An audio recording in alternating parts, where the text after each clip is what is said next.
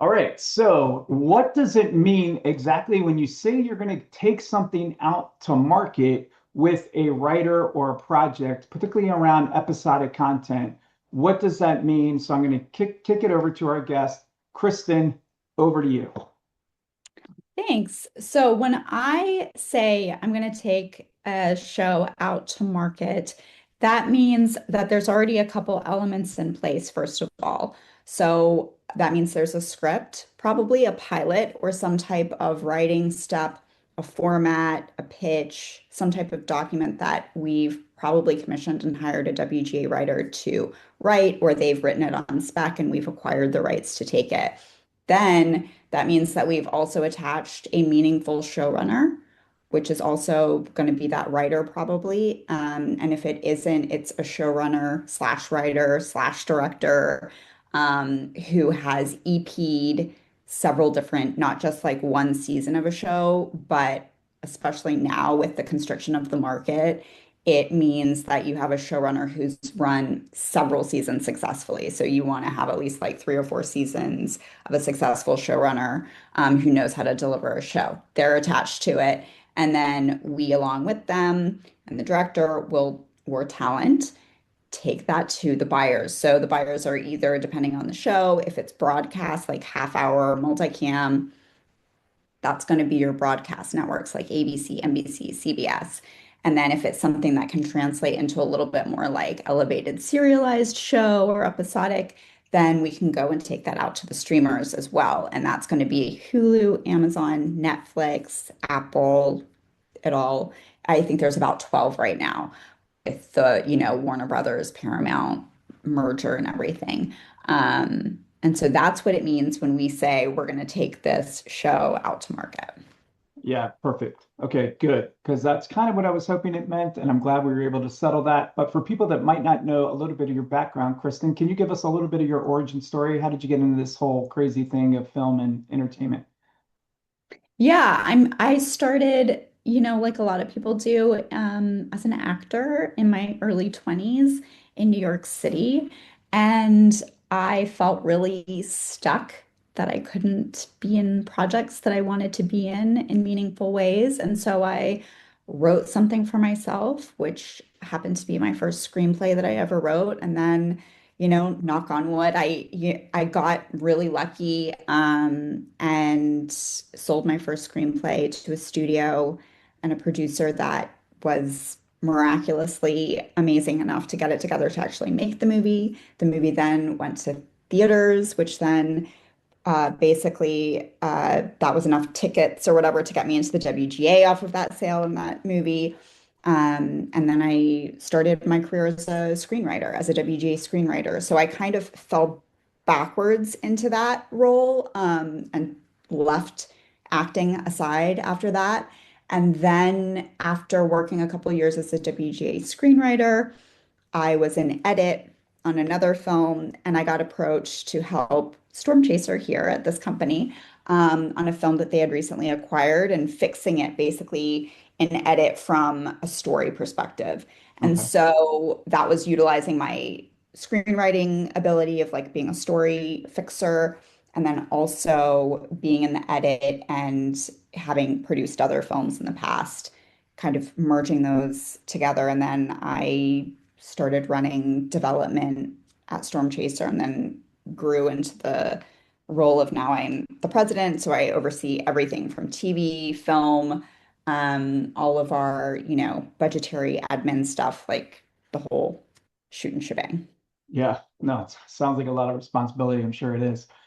So is there a way to get to a studio or a streamer or even a production company that might have like a first look deal with one of those studios or streamers? Is the only way through a manager or an agent? And then also a little bit of a secondary kind of follow on is have you heard of people like hiring an attorney, for instance, to represent them to also try to shop it around and take it out, if you will? So the first part is the only way in a manager or agent, and then secondarily is another option hiring an attorney. There is absolutely no one way to skin the cat in this industry. So no, you definitely do not need just an agent or a manager to meet with any studio or production company or anyone for that matter. It's just a matter of how you get there. It could be your neighbor, right? Um, and in many instances, even when you are working with agents and managers and they have great relationships, sometimes for whatever reason, they may not want to connect you with certain people. So it's really important as a producer to always kind of turn over every rock. And when you get a no from someone, you go to the next person who's, I mean, I just got out of a meeting this morning with A-list actors production company and his head of their development. And she was asking me, she was like, how did you put together this other show that you've got? Like, how did you get all these people? And I said, it was really getting no's from the agents, the managers, and literally short of sliding into this person's DMs on Instagram. Um, it took all of that to finally get to this person and have them come aboard and read. And you just never really know when and where your connection is going to come from. So it's important to try every avenue because at the end of the day, we're just like people trying to connect with each other and to make something. And then in terms of having an attorney shop your stuff, I have not heard that. I had an attorney, a lit entertainment attorney. He still is my attorney. He's been amazing for 15 years. He's great. Um, that being said, I think I did have the idea at first because I didn't have an agent or manager that he would somehow get me work or find work for me. And that just isn't the case. I think especially at someone as at his level, he reps huge screenwriters. Um, they don't have the bandwidth. Like they're there to like close a deal for you and negotiate the terms and get you the best deal. They don't have time to be kind of getting you your next gig. And that goes to, agents and managers too. They're not going to be doing that for you. It's really up to you. And I certainly wouldn't, uh, yeah, I don't know. I don't know anything else about that. Yeah, I've heard some yeah, sketchy stories about attorneys like charging fees and stuff for writers, and it always like I don't know these people, but it sounds sketchy to me. yeah, yeah. No, it does kind of sound like that pay for play that we all are cautioned about. And Hmm. yeah, I've heard of certain instances where it's worked, but it's also as good as the attorney's Rolodex as well, right? It just kind of like very much like a manager and agent. The moment they're acting in that capacity, it's very different than them acting as an attorney. And sometimes they do have those relationships, but most often than not, the manager or agent is better. But just with so many being, managers and agents, it seems like their docket is always full. They're so difficult Hmm. to get Right. eyes on your stuff. Another way I'm hearing the murmurs of, well, go through like an attorney and you can just hire them to kind of, if you will, rep you in the same capacity. Mhm. But that's a good perspective. And always a word of caution to everybody that's listening is it should always be proceeded with pay for play is always pump the brakes. So we used to have a strong pilot season, and I still see pilots and shows and things, but can you maybe talk a little bit about how the pilot season kind of works in the modern era? Like, is there an individual investor potentially that's financing a pilot, or no, that's totally wrong. It's solely the streamer, studio, or network that's putting an order in first for the pilot because in the indie world, I do hear like murmurs again of where they'll try to get an individual financier to film a pilot and then try to shop that pilot as a, hey, we have the whole thing if you kind of like it. So I just ultimately was trying to get some clarity around pilots and what's the lay of the land in kind of 2026 as far as pilots go. Yeah, I think so. The murmurs are right. There is a new approach of selling seasons and pilots that people are trying to do. I've met with a couple companies, usually with some kind of like comedic talent or some type of principle at the core of it, who has some type of following or meaningful value, and they are trying to finance either a pilot or a season with the idea of taking that to market buyers and selling that concept. Um, There's, I think, obviously some risk to that because the networks and the buyers generally have a lot of say and input in the creation and the pilots that they choose to make and that they choose to invest in. And so when you're handing them over a fully thought and finished product, they definitely lose a lot of that control and it becomes more of a licensing deal and then less of an ownership for them. So the upside for them as a network buyer or streamer to take a fully finished season that they aren't able to own fully, right? Because they didn't do the production services on it. They didn't come in and buy the rights forefront. Yeah, they're just basically doing a license deal. That's beneficial for the filmmaker and the creatives because the creatives then own that property and they can do a 2 or 5 year term license deal with Netflix, let's say. And then when that expires, they can take it to Hulu and do another 2 to 5 term deal licensing that show somewhere else. And it doesn't have maybe that IP thumbprint of like a Netflix show or a Hulu show. Yeah. So I think there is some value to that, and it's definitely something we've been exploring and thinking about. Um, and as the world's kind of shifting and changing, and people aren't waiting for studios and streamers to greenlight their stuff, they're taking it into their own hands. I do think there's definitely a viable path forward for that. Good. Yeah, no, that's encouraging to hear. When, we all talk about IP, we know that's part of the de-risk portion of the whole thing, and we're all looking for that elusive IP that's strong. Particularly it seems to be in the TV episodic space. But when you say IP, is there a minimum sales amount that you're really looking at to potentially determine whether or not the IP has value? In other words, how do you put that dollar amount on an IP, or the very fact that it's simply just in another medium like a book or a comic enough? Or is it like, no, it needs to have a certain level of notoriety or sales or something? Is there anything that elevates an IP to kind of qualify, like, okay, this is a good property to have? Yeah, I mean, first and foremost, for me and from what I've always heard, I think the core of IP is the story, right? Like for me, it always comes back to the best story. What's something that I really am excited and I want to see that I'm a fan of. Hmm. And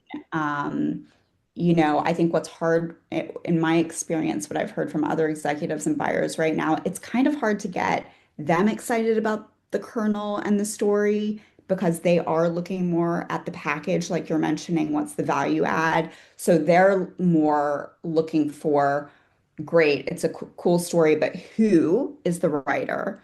Who is the writer that's the screenplay writer that's going to adapt this and bring it to life? Do they have a track record? Who's directing this? What's the vision? What's the execution? And what kind of, actors and talent can we bring to this that would be interested in bringing it to life? So those are all like really important components for IP based stuff. And at Storm Chaser, we definitely go after IP and we go after life rights and book rights and option stuff all the time. But even in the preemptive meetings that I have with buyers at all of the different streamers and studios, they all go back to, cool, great, glad you have the rights to that. Come back and have a conversation when you get the director and the writer. We want to know what their hook is, what their take is, what their vision is.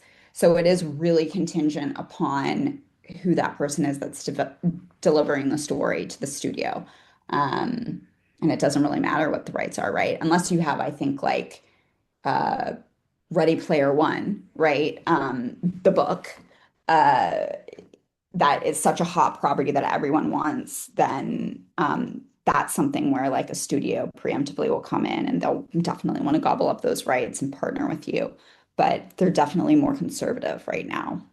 Yeah, it kind of seems that sense a little bit from the outside looking in. So episodic content definitely seems like it's the dream for a lot of us storytellers, because you get to tell more of the story and things. It's a longer form content. It seems like the paydays maybe is a little bit better than it used to be, like when I was growing up in the 80s and 90s. Um, can you maybe lay a path forward on how one gets into episodic content?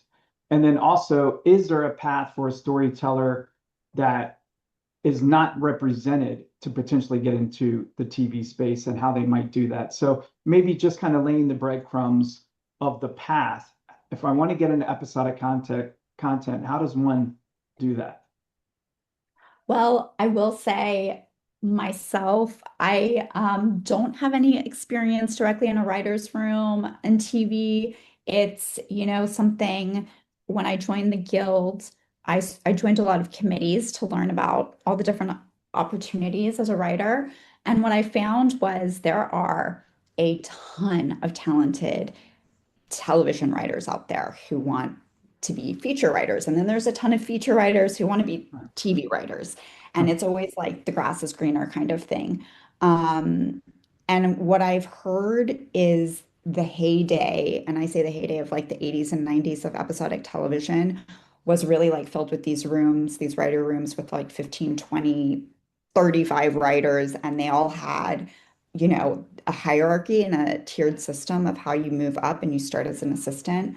And that kind of doesn't exist anymore, is what Mhm. I'm heard, because you're filled in rooms with like really experienced, amazing writers who are also looking to get on these episodics still. And the issue is the budgets have constricted. And so you've got your showrunner, they'll get maybe an EP slot underneath there, which is a very seasoned writer. And then you'll get like a handful more spots, which again have to be all experienced writers. And it doesn't leave as much as an opportunity for the assistant writers. That being said, the advice I've given to my friends who are writers that don't have any representation, aren't in the Writers Guild, I have encouraged him to reach out to the writers that he does know at any level, and then managers and agents that he does blind. I'm like, blind email these people, do not ask for representation. That's not going to be your goal. Your goal is going to introduce yourself as a writer. You can offer a log line of some stuff if they want to read it, but don't attach your script, and then say to them, if you have any established showrunners or experienced writers on your roster that are looking for assistance, I'm looking for to be assisting in some way to that writer. I would be happy to read scripts for them, read coverage, read books, and you could start, on a trial basis and offer your services for free for a week or two or for the first few people and to prove yourself. But it's really, I think, establishing those relationships and trying to get access to those high level showrunner writers. They're the ones that hire people. And you hear more and more that people break in by the connections and the relationships they have as an assistant. And you just got to start that way, especially if you don't have any representation in any other way of getting in the door. I would start by like offering to help out an agent or manager's clients. Yeah, I like that a lot. I think it's a lot of wisdom. I do know a few showrunners, and the way they hire people seems to be very similar, and it's a lot of assistance. And like you said, that stems from like the old way it used to own. That was the way you did it. Mhm. You went up, started as a writer's assistant. For your company in particular, what would be the best way for someone who's indie to best align themselves with a production company or a company like yours, where they would want you all to be involved? What would be the best way? Like if I was going to approach you all, what would be the best way to position myself? I think the best way is I'm not adverse to a cold email. I'm always happy to read an email. If it's super long, I definitely check out. It's usually the ones that are like 3 to 4 sentences. They have a very clear ask. It's like, hey, I want to come and shadow your company for a week. These are the dates. Would you be open to that? I'll just be a fly on the wall. Or, hey, I have a really great script about zombies and cats. Would you want to read it? It's usually a very clear, short, concise, Yeah, to the point ask. I don't need the preamble of like right. everything. Um, and then I'm usually really receptive to listening or opening the door for something. Yeah. No, awesome. That's great to hear. Are we in a bit of a shortage of showrunners? I definitely don't think there's a shortage, but I think there's a Um, from the buyers, they definitely have high expectations of the Hmm. people they want to hear from. So I think there's tons of writers and I think there's tons of showrunners out there that have done shows, but the level that the buyers are wanting, which is many successful seasons, which is, a history, and there's, they're kind of all chasing the same people, like the same Yeah. talent Right. actors. So that's the Yeah. shortage, I think.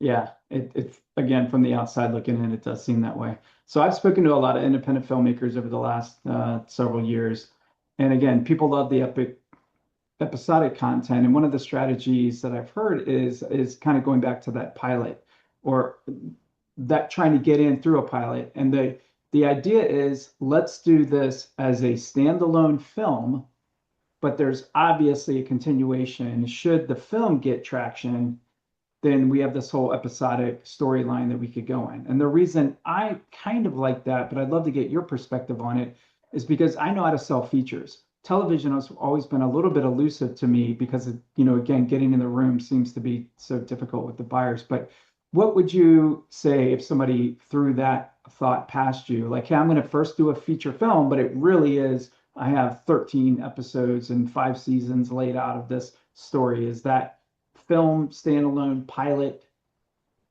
idea worth anything? Yeah, I think there is a world where you could shoot a film and market it as a series that you want to get inspiration on for sure. Um, because that's probably, one of the best tools that you have as like a calling card and a, marketing tool to bring to buyers, if it lends itself to that. So I definitely think that's possible to do that. Yeah, yeah, good. Well, you've been just a gem, a fantastic giver of information on TikTok. I'm sure you're on other platforms, but I found you on TikTok, and you just give such good information in the day and age where Thank we're you. having technology. And yeah, no, it's just the truth. Like the new In a day office. and age where we have all this information coming at us, what do you see kind of the landscape, the lay of the land? Of kind of the future of our industry? Do the word of the day is verticals, but just in general, do you think it's going to be a little bit of the same old, or do you see things kind of changing and maneuvering? What are your kind of just overall thoughts of the industry? I mean, I definitely think we're in a changing time, and I think the landscape is definitely changing. You see that reflected in the budgets of things that are getting made, the amount and quantity of things that are getting made, so therefore the budgets have to be constricted. And then, the amount of summer blockbusters and stuff that we have is obviously all shifting and changing. I do think we're getting more of an uptick back in the theaters, which is amazing.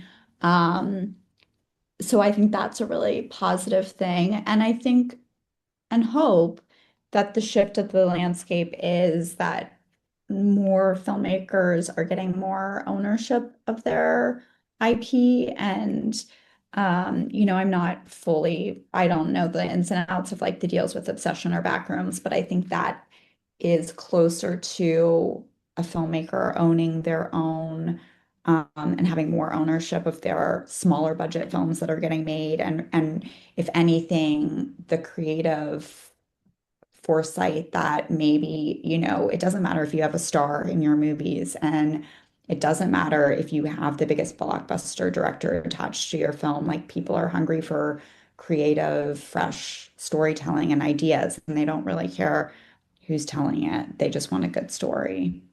Yeah, I mean, I think it was, I mean, this past 2 weekends, maybe 3 weekends now, the numbers have been so great for us indies that you kind of are standing with pride. Even though I'm not affiliated with those films, obviously at all, but just the Mhm. fact that they're able to carry and beat out some of the bigger brands and names just showcases that it is thankfully still about story, when that's so hard to kind of get sold and come by. Where can people find you? What are you kind of working on, parting words, or what would be the best way for people to engage with Kristen? I'm just on TikTok. That's kind of the only social media I do is TikTok. I Got have a it. personal Instagram that like maybe once in a blue moon I'll post a photo of like a dog. But yeah, the TikTok I just started to be helpful and informative because it started from the fact that I learn new things every single day. And I've been working in this industry for a number of years. And I wish I had known some of this stuff 20 years ago. So if I can kind of help someone that's starting out earlier, like maybe that'll be helpful. And that's really the whole shoot and Yeah. shebang. Yeah. No, and it's again, I think that consider that mission accomplished because I think you're doing just that. You're sharing really good insider information. You do it in short, bite-sized little increments. It's stuff that some people would probably not sure if it's worthy enough to even record, and your willingness to go on there and just kind of give us a little bit of behind the scenes view allows us to not only feel connected to you personally, but then also the industry. And there's so many people that are passionate about telling stories that you're just giving kind of a window into the view of it. So I think it's good on you. I really hope people go and sign up on TikTok to follow you because you are giving a ton of information that I think is extremely beneficial and encouraging, frankly, to all of us. So good on Oh, you. thank you so much. That's so Yeah, sweet of you to say. I appreciate yeah. it. No, it's just the truth. So I do think we are good to conclude our time with Kristen Ruhlin, and I Thank appreciate her you. being on the Indie Coach podcast. Please do like, subscribe, and all those things. Let Chris and I know that you all are out there. It does help with everything. And remember, nothing is wasted. Now get out there and make your movie. Thanks.